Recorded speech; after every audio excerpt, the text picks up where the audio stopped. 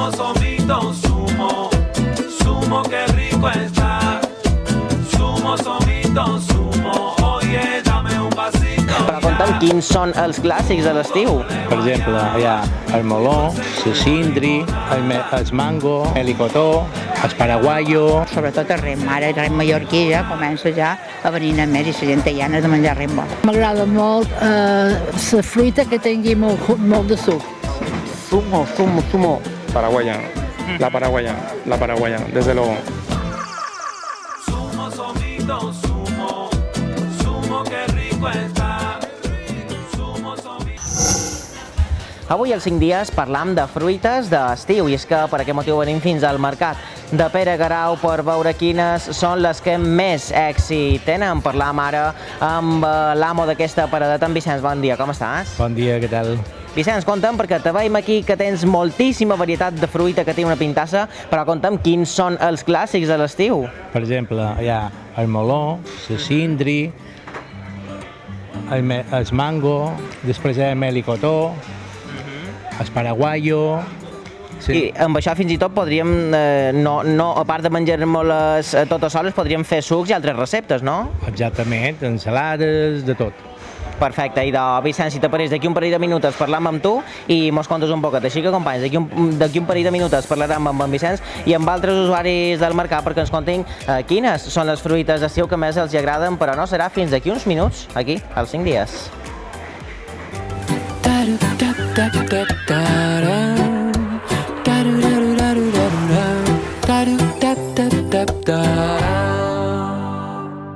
Però ja veiem que la fruita és un dels pilars principals de la dieta mediterrània, però cada temporada les fruites de moda van canviant. Per exemple, a l'estiu, les més consumides serien la cindri i el meló, però com que també n'hi ha d'altres, el nostre company Xavi Ara ha visitat avui de matí el mercat de Pere Garau per conèixer els gustos i les preferències de la gent. Mireu on que s'ha trobat.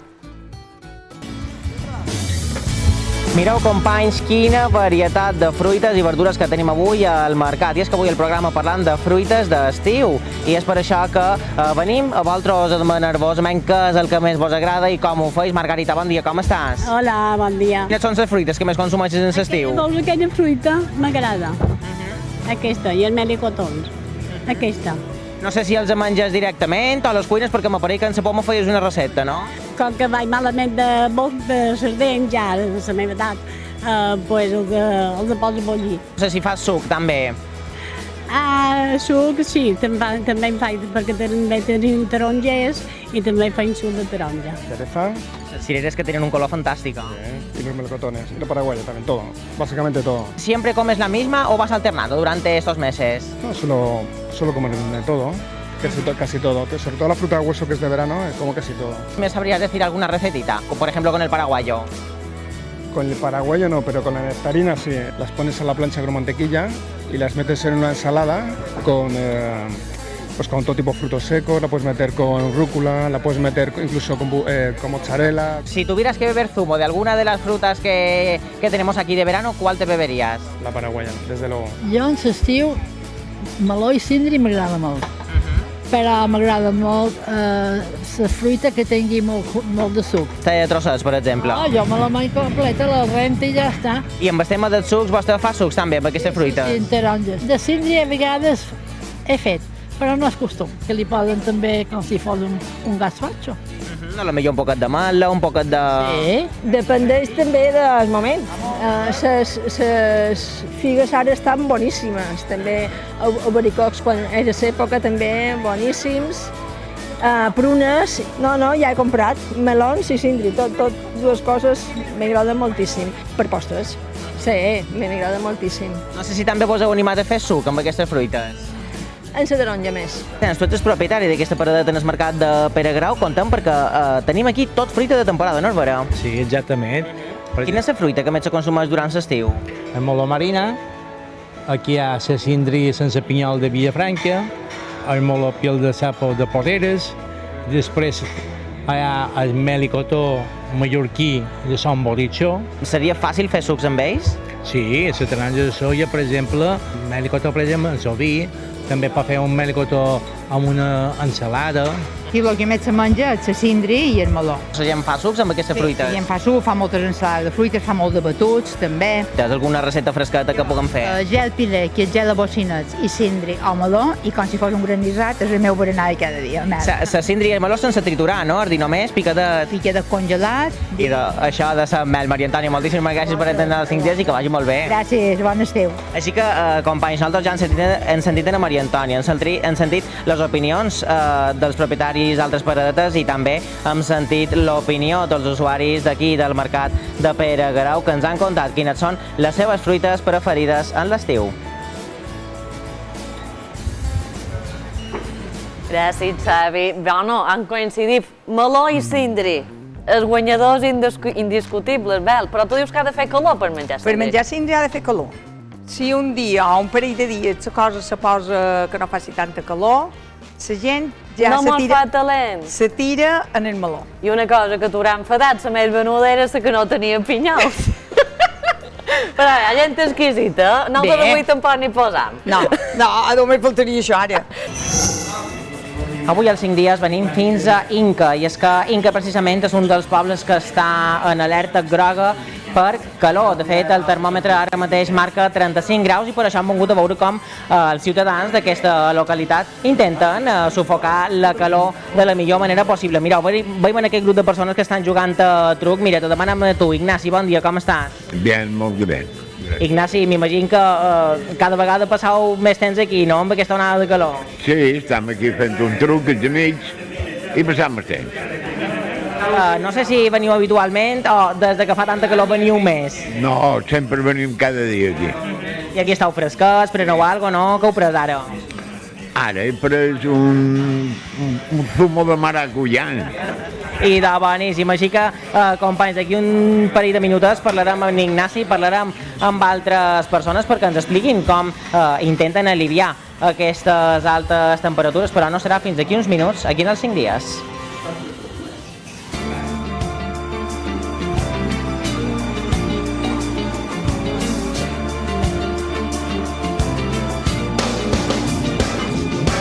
Hombre, se pasa un poco fotut, sobretot per vespre. Porque encima trabajo con camisa larga y todo y... Pero lo hemos llevado afortunadamente bien, como cada año. Si no hay aire acondicionado no tiramos. Sí, a la hora después de comer ya se pone ahí hasta la noche. Por la noche ya es obligado.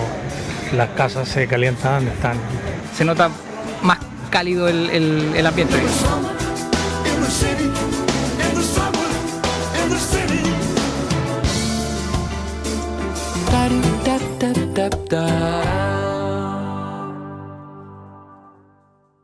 Mireu, molt de pobles de l'interior i el nord de Mallorca estan en alerta groga per altes temperatures, entre d'altres el cas d'Inca, on un equip del programa ha anat a comprovar com ho fan per aguantar aquestes temperatures. Mireu.